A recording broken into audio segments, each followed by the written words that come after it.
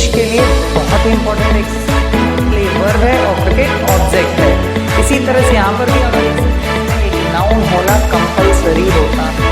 ही subject है, teacher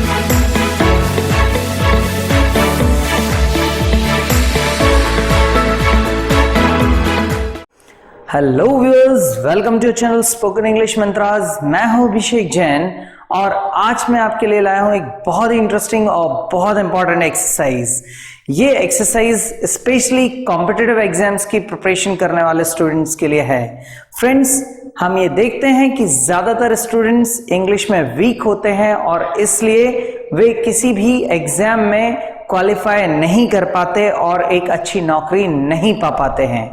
ऐसे students के लिए आज हम एक ऐसी एक्सरसाइज लाए हैं जिसको स्टूडेंट्स अक्सर इंग्लिश के पेपर में छोड़ देते हैं, क्योंकि ये उनके लिए या तो बहुत टाइम टेकिंग होती है या उन्हें इस बात का विश्वास होता है कि वे इसे सॉल्व ही नहीं कर पाएंगे। फ्रेंड्स, आज की हमारी इस एक्सरसाइज का नाम है rearrangement of jumbled sentence. Friends, rearrangement of jumbled sentence एक ऐसी एक्सरसाइज है जिसको देखकर ही स्टूडेंट्स ज्यादातर घबरा जाते हैं और इसको अटेम्प्ट करने की कोशिश नहीं करते। लेकिन आज मैं आपको एक ऐसी ट्रिक बताने वाला हूं जिससे आप ऐसे जंबल्ड सेंटेंस को कुछ ही मिनटों में आसानी से हल कर सकते हैं और अच्छे मार्क्स स्कोर कर सकते हैं। तो चलिए फ्रेंड्स, शुरू करते हैं हम आज का अपना एक्सप्लेनेशन और समझते हैं कि कैसे हम आसानी से इस एक क्रूशियल एक्सरसाइज में अच्छे मार्क्स स्कोर करते हैं। फ्रेंड्स, देखिए, किसी भी जंबल्ड पैराग्राफ को सॉल्व करने के लिए हमारे पास कुछ ट्रिक्स होती हैं। जैसे हमारा फर्स्ट सेंटेंस अक्सर नाउन से शुरू होता है। वो सेंटेंस जो प्रोनाउन से शुरू होते हैं मोस्ट प्रोबेबली वो फर्स्ट सेंटेंस नहीं होते हैं। तो इस तरह के काफी सारे रूल्स हैं, लेकिन जब हमें इंग्लिश अच्छे से आती ही नहीं है तब हम उस पैराग्राफ को पढ़ के बहुत कुछ नहीं कर सकते। और इस कंडीशन में हमारे पास एक ऐसी टाइम सेविंग ट्रिक है जिसको यूज करके हम इस जंबल्ड पैराग्राफ को आसानी से सॉल्व कर सकते हैं। ठीक है, और इस एक्सरसाइज को सॉल्व करने का हमारा जो तरीका आता है वो आता है हमारे आंसर्स के ऑप्शन से। किसी भी कॉम्पिटिटिव एग्जाम में हमारे पास किसी क्वेश्चन के लिए 4 आंसर्स दिए जाते हैं। अब इन जंबल्ड सेंटेंस को जब हमें प्रॉपर रीअरेंज करना है तो इसके लिए हमें इनके ऑप्शन से ही इनको सॉल्व करने की कोशिश करनी है। इससे ना सिर्फ हमारा टाइम बचेगा बल्कि हम इस बात को भी इंश्योर कर पाएंगे कि जो हमने ऑप्शन चुना है वो बिल्कुल सही है। फ्रेंड्स, इस टेक्निक को फॉलो करने के लिए हमें पैराग्राफ को पहले से पढ़ने की जरूरत नहीं है। हमें सबसे पहले ऑप्शंस की तरफ ध्यान देना है कि हर ऑप्शन का पहला लेटर हमारे पास क्या है। तो देखिए, यहां पर अगर हम बात करते हैं ऑप्शन नंबर फर्स्ट की, तो इसमें हमारा पहला लेटर है P और सेकंड ऑप्शन में हमारा फर्स्ट लेटर है Q, थर्ड ऑप्शन में भी हमारा फर्स्ट लेटर है Q और फोर्थ ऑप्शन में हमारा फर्स्ट लेटर है S। तो अगर हम यहां ध्यान दें तो ये 2 ऑप्शंस हैं, सेकंड नंबर और थर्ड नंबर, जहां पर सेंटेंस Q से शुरू हो रहा है। इट मींस कहीं ना कहीं इस बात की प्रोबेबिलिटी है कि हमारा फर्स्ट सेंटेंस Q से ही शुरू होगा। तो चलिए अब हम थोड़ा स्टडी कर लेते हैं अपना Q स्टेटमेंट जो यहां सेकंड नंबर पर दिया है। He took 2 cigarettes from my case। उसने मेरे केस से 2 सिगरेट निकाली। He lit one of them।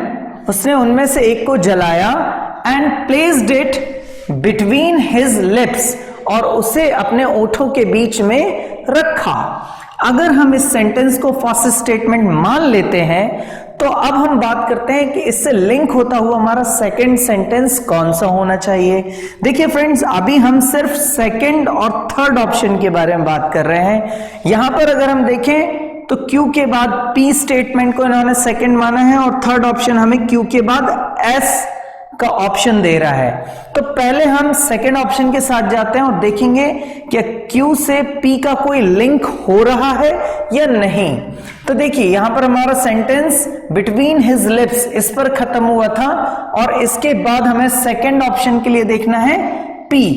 But when the fit of cuffing was over, मतलब यहां तो कुछ बात ही बदल गई है, किंतु जब the fit of cuffing was over, जब उसका यानी कि खांसी का जो दौरा पड़ा था उसे वो जब खत्म हो गया, तो अगर हम देखें तो Q और P सेंटेंस में कोई भी लिंक नहीं बन रहा है। इसका मतलब है कि सेकंड ऑप्शन हमारे लिए कैंसिल हो जाता है।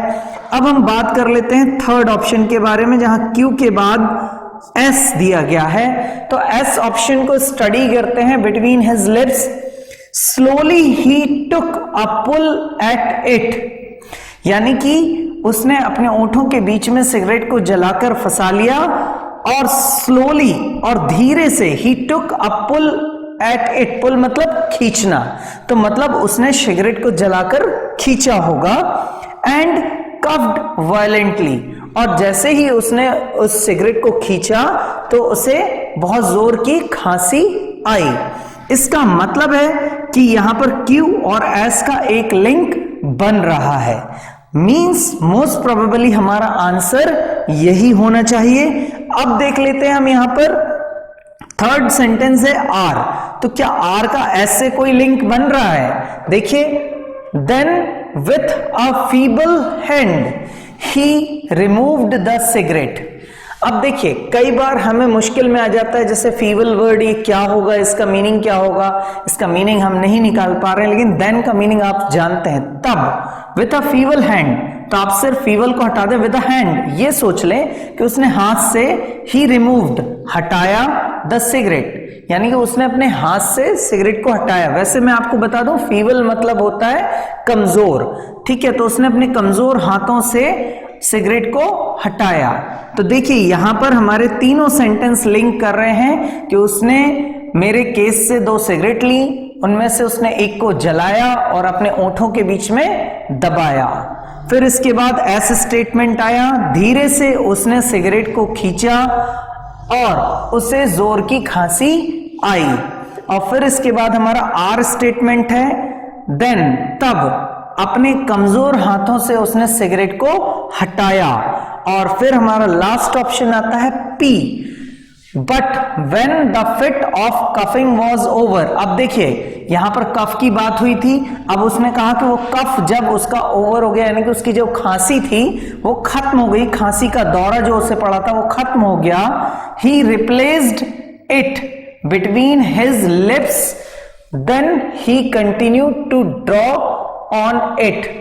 तो उसने फिर से अपनी ओंठों के बीच में सिगरेट को लगाया और उसे पीना शुरू कर दिया।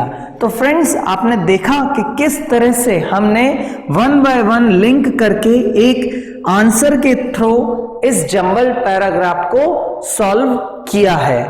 तो फ्रेंड्स अगर आपको हमारा ये टेक्निक पसंद आया है तो आप हमारे वीडियो को शेयर कीजिए, लाइक कीजिए, और अगर आप हमारे चैनल पर नए हैं तो आप हमारे वीडियो को सब्सक्राइब करना ना भूलें, ताकि हम आपको ऐसे ही इंटरेस्टिंग ट्रिक्स बताकर आपकी इंग्लिश को इम्प्रूव करते रहें। Thank you very much.